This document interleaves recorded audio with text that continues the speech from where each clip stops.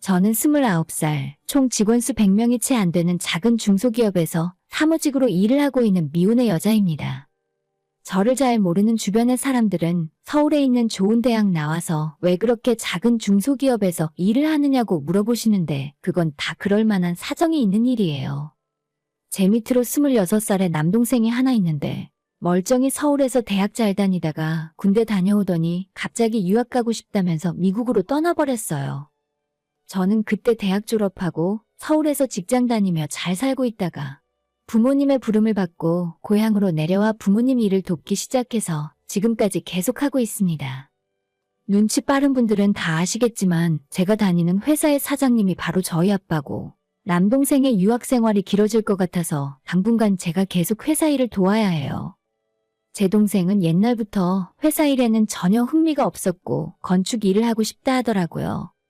처음엔 대학도 건축과로 들어가려고 했었는데 부모님 반대가 너무 심해서 일반적인 상경계열로 진학했습니다. 한 학기 겨우 다니고 군대를 빨리 가겠다며 자원 입대를 해버리더니 군대 전역하고 다시 자기 꿈은 건축일이라며 훌쩍 유학을 떠나버렸어요.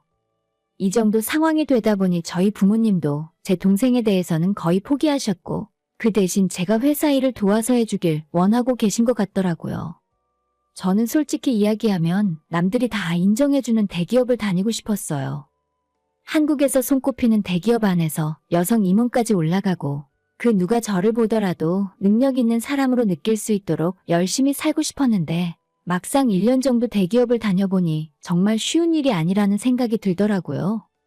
그래서 지금은 아무래도 상관없다는 시기고 아버지 회사 열심히 다니면서 시키는 일이나 하면서 사는 중이에요. 제가 회사를 물려받기 위해 경영 수업을 한다거나 하는 식의 거창한 이야기도 아니고 여기가 모자라면 이쪽 가서 일해주고 저기가 사람이 모자라면 저쪽 일도 해주고 아마 회사에 필요하다면 직원 식당에서 밥하는 일이라도 시키실 것 같습니다. 남동생 대신에 제가 회사를 물려받더라도 크게 기쁘진 않을 것 같고 남동생이 이제라도 마음을 돌려먹고 한국으로 돌아와 회사를 이어받는다 해도 전혀 서운하지 않을 거예요. 적당히 어렵지 않게 살면서 좋은 남자 만나 결혼하고 아이 낳아서 행복하게 살고 싶다는 마음이 최근 몇 년 동안 많이 들더라고요. 그런 와중에 작년 초 지금의 남자친구를 만나게 되었고 얼마 전까지 좋은 감정으로 잘 사귀고 있었습니다. 처음 만났을 때 남자친구는 공무원 고시 준비를 하는 중이었어요. 거의 고시 공부라고 해도 좋을 정도로 30의 나이에 7급 공무원 시험을 준비했었습니다. 카페에서 처음 만나서 제가 먼저 말을 걸었고 고시 공부 뒷바라지라고 하긴 뭐하지만 만나고 초반 1년 동안 공부에 전념할 수 있게 도움이 되려 노력했어요. 당연히 공부하느라 돈이 없는 남자친구를 위해 데이트 비용은 제가 거의 다 부담했었고 평소에도 영양제도 종종 사서 챙겨 먹이고 용돈이 없을까봐 남자친구 지갑에 5만 원씩 몰래 넣어둔 적도 많이 있었습니다. 기본적으로 머리도 좋고 성실한 사람이라서 작년에 7급 공무원에 합격했고 지금은 국가기관에 소속되어 일을 하는 중이에요. 물론 제가 내조를 잘해서 합격시켰다는 말을 하는 건 절대 아니고 이 사람은 저를 만나기 전에도 꾸준히 공부를 하고 있었고 우연히 저를 만나고 그에 합격해서 지금까지 만남을 계속하고 있었어요. 당장은 아니지만 언젠가 몇 년 후에도 좋은 감정으로 관계를 계속하고 있다면 이 사람과 결혼까지 생각했었는데 최근 용서받지 못할 짓을 제게 저지르고 현재는 남보다 못한 사이가 되어버렸습니다. 일단 저희 집안은 위에서 이야기했다시피 부모님이 회사를 운영하시는 덕분에 경제적으로 큰 어려움 없이 살고 있어요. 솔직히 동생도 부모님을 믿고 있으니 본인 하고 싶은 대로 살겠다며 배짱을 부리는 거고 저 역시도 대충 부모님이 시키는 일이나 하며 살아도 큰 걱정은 없습니다. 하지만 저는 옛날부터 제 주변 사람들에게 저희 집안 상황에 대해 이야기하는 걸 조심했어요. 중학교 때 아침에 비가 너무 많이 와서 아빠가 학교 정문 앞까지 태워주신 적이 있었는데 그때 같은 반 친구들이 그걸 보더니 저희 집이 부자라며 왕따를 시키더라고요. 정말 이런 일로 사람을 이유 없이 괴롭힐 수 있구나 그때 처음으로 알게 되었고 우리 집에 여유가 있다는 것이 다른 사람에겐 화가 나고 저를 싫어할 수 있다는 것도 깨닫게 되었습니다. 그날 이후로 한 번도 다른 사람들 앞에서 여유 있는 티를 낸 적 없었어요. 제가 정말 친한 친구라고 부를 만한 사람은 대학교 때 만난 3명뿐인데 제 주변 지인들 중에 그 친구들 정도만 우리 부모님이 제가 다니는 회사의 사장님이라는 걸 알고 있을 정도입니다. 저는 아직도 7년 된 아반떼를 타고 다니고 남들에게 보여주기 위한 명품 가방 같은 건 한 개도 가지고 있지 않아요. 평소에 입고 다니는 옷차림도 명품이나 부티나는 옷들과는 거리가 멀고 깔끔하고 무난하게 눈에 띄지 않는 옷이 대부분입니다. 심지어 1년 넘게 만난 남자친구도 저희 회사 사장님이 우리 아빠인 줄은 몰라요. 남자친구가 알고 있는 건 우리 아빠는 평범한 회사 다니는 사람이고 엄마는 전업주부, 남동생은 외국에 취업 나가 있는 지극히 평범한 집안이라 알고 있습니다. 저도 대기업 다니다가 1년 만에 적응 못해서 그만두고 집 근처에 중소기업 다니고 있다고만 이야기했기 때문에 전혀 제가 가진 비밀에 대해서 알지 못했죠. 남자친구가 작년에 공무원 시험 합격해서 사실상 올해부터 일을 하기 시작한 거라 결혼에 대해서 생각하기엔 너무 이른 시기였습니다. 혹시라도 저희 집안 배경 때문에 남자친구가 저를 대하는 시선이 달라질지도 모른다는 생각 때문에 현재로서는 모든 것을 다 이야기해줄 생각이 없었죠.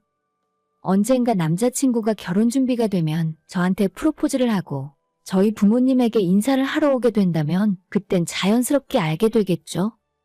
그 전에 제 입으로 먼저 밝힐 생각은 전혀 없었고 이번 일이 있기 전까지 우리가 서로를 진심으로 믿고 사랑한다고 생각했어요. 반면에 남자친구의 집안은 저희 집안보다 형편이 좋지 않습니다. 평범한 수준도 아니고 오히려 조금 어려운 편이라 생각해요. 남자친구의 아버지는 10년도 훨씬 더 전에 병으로 돌아가셨고 그 이후 홀어머니께서 대학은 물론 공무원 시험 뒷바라지까지 다 하면서 키우셨습니다. 작은 식당을 운영하시다가 지금은 폐업하고 마트에서 일을 한다고 알고 있어요. 그런 집안 상황에서 몇 년간의 노력 끝에 7급 공무원에 합격한 제 남자친구는 집안의 희망이자 어머님의 자랑이었죠. 그 사실을 잘 알고 있었고 어머님이 저를 별로 탐탁치 않게 여기고 있다는 것도 어느 정도 느낌으로 알 수 있었습니다. 그쪽에서 보기에는 제가 중소기업 사무직으로 일을 하고 있으니 7급 공무원에 합격한 자기 아들에겐 어울리지 않는다고 생각할 수도 있겠죠. 하지만 대학도 제가 훨씬 좋은 대학을 나왔고 불과 몇 년 전만 해도 이름만 대면 모르는 사람이 없는 대기업 본사에서 근무를 하고 있었거든요. 어머님이 저를 본인 아들의 신부감으로 어울리지 않다고 생각하는 건 간접적으로 알고 있었지만 저희가 지금 당장 결혼할 계획이 있는 것도 아니고 만약 그때가 된다면 저희 집안 상황에 대해 말씀드리고 결혼 승낙을 받아낼 자신도 있었습니다. 그렇게 남자친구 어머님에 대해서는 별로 신경을 안 쓰고 남자친구와 좋은 감정으로 만남을 계속하고 있었는데 지난달에 좀 이상한 일이 일어났어요. 저와 남자친구는 주말에 하루는 반드시 만나서 데이트를 했고 정다른 약속 때문에 시간이 없을 때도 토요일, 일요일 중에 몇 분이라도 시간을 빼서 잠깐 얼굴을 봐야 직성이 풀렸습니다. 그때도 남자친구와 일요일 오후에 만나서 저녁을 먹기로 약속이 되어 있었는데 토요일 낮에 갑자기 이번 주는 만나기 힘들 것 같다며 연락이 오더라고요. 단 한 번도 약속을 하루 전에 깨트린 적이 없었고 제가 이유를 물어봐도 집안 행사가 있다면서 대충 얼버무리는 느낌이 들었죠. 뭔가 이상했지만 꼬치꼬치 따져 물을 수가 없어서 그냥 참고 넘어갔는데 일요일 오후부터 제 연락을 받지 않고 심지어 전화를 걸어도 연결이 되질 않더라고요. 물론 바쁜 일이 있으면 그럴 수도 있겠다 싶지만 여자의 직감이라는 것이 있잖아요. 괜히 불안한 마음이 자꾸 들었는데 밤 10시가 넘어서야 남자친구에게 이제 집에 돌아왔다고 연락이 오더라고요. 오늘 이모들 만나서 같이 저녁 먹느라고 정신이 하나도 없었어. 자기한테 연락 온 줄도 몰랐네? 너무 늦었으니까 오늘은 일단 자고 내일 다시 이야기하자. 뭔가 상당히 수상한 느낌이었지만 그때는 괜히 싸우고 싶진 않아서 그냥 참고 있었죠. 그 다음 주 주말에도 토요일에 만나자고 제가 먼저 이야기했는데 남자친구는 친구들과 약속이 있다면서 토요일은 곤란하다고 거절하더라고요. 자기가 주말에 만나서 놀 친구가 있었어? 공무원 시험 준비하면서 친구들이랑 다 연락 끊겼다면서? 1년 반 정도 연애하면서 저는 남자친구가 친구들을 만나는 모습을 단 한 번도 본 적이 없었습니다. 저한테도 공무원 시험 준비 기간이 길어지다 보니 친구들이랑 하나 둘씩 연락이 끊겨서 마음 터놓고 이야기할 사람이 저밖에 없다는 소리를 자주 했었거든요. 그런데 갑자기 주말에 친구를 만난다니 그것도 저와의 약속을 거절하고 친구를 만난다니까 놀라지 않을 수 없었죠. 나도 친구가 있지 왜 없어? 공무원 시험 합격하니까 다시 연락하기 시작했어. 정말 모든 것이 수상했지만 심증만으로 사람을 의심하고 화를 낼 수는 없는 일이라서 확실한 증거를 찾기 전까지는 참고 있을 수밖에 없었죠. 그때까지만 해도 남자친구가 바람을 피우나 나를 두고 다른 여자에게 한눈을 파는 건가 정도로만 생각하고 있었습니다. 결국 토요일에는 만나지 못했고 그 다음날 저녁이 되어서야 겨우 얼굴을 볼 수 있었어요. 2주 만에 만나서 그런지 왠지 모르게 서로 어색한 기운이 돌더라고요. 남자친구도 제 얼굴을 잘 못 쳐다보는 것 같았고 전과는 다르게 대화가 자주 끊겼어요. 저녁을 같이 먹었는데 입으로 들어가는지 코로 들어가는지 모르는 분위기였고 그 후에 저희가 자주 가던 3층짜리 카페로 자리를 옮겼습니다. 커피를 주문하고 저희는 3층에 자리를 잡았고 진동벨이 울려서 남자친구가 1층으로 내려간 사이에 저는 남자친구의 핸드폰을 뒤지기 시작했죠. 잠금 패턴 정도야 서로가 서로의 폰을 다 알고 있었기 때문에 1초 만에 잠금을 풀고 카톡으로 들어가서 최근 대화 목록을 모두 뒤졌습니다. 설마 제가 의심을 하고 핸드폰을 뒤져볼 거라곤 차마 생각을 못했는지 남자친구는 다른 여자와 연락한 흔적을 전혀 지울 생각이 없더라고요. 수경 씨, 오늘 저녁도 정말 즐거웠어요. 다음 주에는 새로 개봉한 영화를 보러 갈까요? 바람을 피우기 시작한 지 얼마 안 된 것처럼 두 사람은 서로 존댓말을 하고 있었고 대화 내용을 빠르게 읽어갈수록 제 손은 배신감으로 부들부들 떨리고 있었습니다. 잠시 후 남자친구가 커피를 들고 3층으로 올라오자마자 제가 본인의 핸드폰을 보고 있다는 사실을 눈치채고 황급히 달려와 낚아채 가더군요. 지금 뭘 보고 있는 거야? 왜 남의 핸드폰을 맘대로 봐? 당황하는 모습을 보면서 수경이가 누구냐고 물었고 남자친구는 별거 아니니까 저는 신경 쓰지 않아도 된다면서 말을 돌리려고 했어요. 만난 지 얼마 안 된 것 같던데 바람을 피울 생각이라면 좀 더 조심했어야지. 내가 평소에 촉이 좋은 거 몰라? 남자친구는 제가 생각하는 그런 게 아니라면서 본인 엄마의 간곡한 부탁으로 지난주에 선을 보러 나가게 되었고 맞선 상대가 엄마 친구의 딸이라서 어쩔 수 없었대요. 관심이 없더라도 3번은 반드시 만나라고 해서 지금까지 2번 만났고 다음 주에 만나게 되면 그만 만나자고 얘기할 생각이었답니다. 물론 처음부터 끝까지 전부 개소리라는 것을 잘 알고 있었기 때문에 귀담아 듣지도 않았어요. 부모가 시켰건 어쨌건 간에 저를 두고 몰래 맞선을 보러 다녔다는 사실 자체로 이 남자에 대한 믿음이 전부 사라져버리고 말았죠. 그래? 나 때문이라면 그럴 필요 없어. 오늘 우리 사이는 끝날 테니까 앞으론 내 눈치 볼 거 없이 편하게 그 여자 만나면 돼. 갑작스런 이별 통보에 남자친구가 펄쩍 뛰며 자리에서 일어났고 카페에서 다른 사람들이 쳐다보는 것도 잊은 채 무릎 꿇고 잘못했다며 용서를 빌기 시작했습니다. 내가 잠깐 어떻게 됐나 봐. 엄마가 뭐라고 하던 끝까지 안 나간다고 버텼어야 했는데 그 여자랑 바로 정리할 테니까 한 번만 용서해줘. 남자친구의 어머니가 저를 싫어한다는 것은 알고 있었지만 저 몰래 남자친구한테 맞선까지 보라고 할 줄은 몰랐습니다. 아무리 무릎을 꿇고 사과를 한다고 해서 제 마음이 변하는 일은 없었고 붙잡는 남자친구의 손을 뿌리치고 저 혼자 집으로 돌아가 버렸죠. 집에 오는 동안 계속 전화가 오고 집에 와서도 자기가 다 해명할 수 있다면서 기회를 달라는 문자가 계속 왔지만 전부 무시했습니다. 나중에는 저 없으면 못 산다며 자기가 잘못된 선택을 하기 전에 다시 만나달라는 뻔뻔한 소리까지 하더라고요. 아무리 애원하고 협박해봤자 이제 와서 제 마음이 바뀔 리는 없었습니다. 이 사람과 언젠간 결혼까지 할 수 있지 않을까 생각할 정도로 믿고 있었는데 믿음이 큰 만큼 배신감도 크게 느껴지더라고요. 그 이후로 며칠 동안 저희 회사 앞으로 찾아오고 난리도 아니었어요. 너무 끈질기게 연락이 오는 바람에 번호를 차단해버려야 하나 고민하고 있었는데 갑자기 모르는 번호로 전화가 오더라고요. 나 이영준이 엄마 되는 사람인데 너가 대체 뭐라고 했길래 내 아들이 이러니? 너 주제 파악 못해? 나란 일 하는 내 아들이 너처럼 공장 다니는 애랑 만나야 되겠어? 이미 다 끝난 마당에 어처구니가 없어서 그냥 끊어버릴까 했지만 뭐라고 하는지 하도 궁금해서 그냥 끝까지 들어보기로 했죠. 남자친구의 말대로 엄마라는 사람이 억지로 시켜서 맞선을 보게 된 건 맞는 것 같더라고요.